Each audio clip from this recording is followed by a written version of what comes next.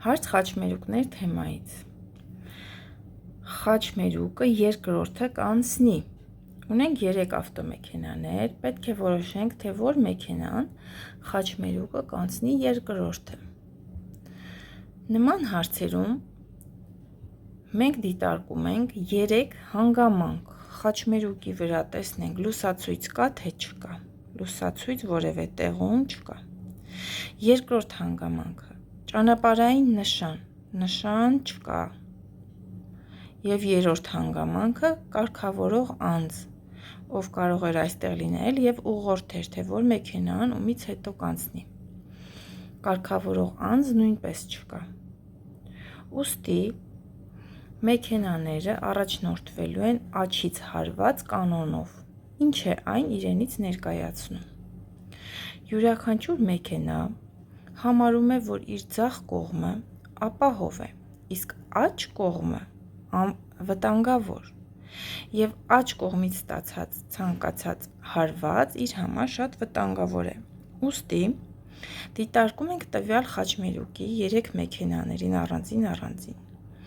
Սկսենք կարմիր մեքենայից։ Եթե կարմիր մեքենան մտնի խաչմերուկ, կապույտ մեքենան իր աջ կողմից կարող է գալ իրեն հարվածել, ուստի նա այժմ չի մտնի խաչմերուկ։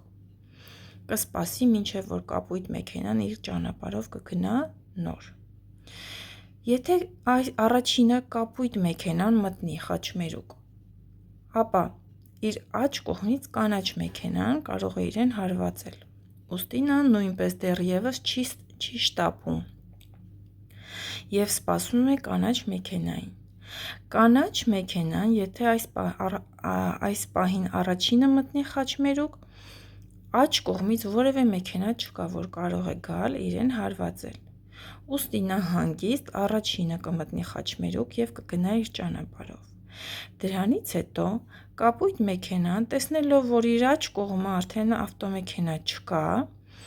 ինքը կմտնի խաչմերուկ եւ իր գործողությունը կանի։ Երրորդը նոր կարմիր ավտոմեքենան, քանի որ արդեն իր աջ կողմն է ազատվել եւ նա հանգիստ կարող է մտնել խաչմերուկ, քանի որ արդեն չկա կապույտ ավտոմեքենան եւ իր ճանապարհով շարունակել։ Ուստի տվյալ խաչմերուկը, որը կոչվում էր հավասարազոր, քանի որ չկար կարգավորող անձ, չկար լուսացույց, չկար ճանապարհային նշան, հետևաբար այն կոչվեց հավասարազոր խաչմերուկ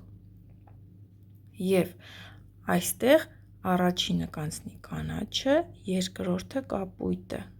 Մեր հարցի պատասխանը կլինի տարբերակ առաջին կապույտ ավտոմոբիլը երկրորդը կանցնի։ Ստուգենք։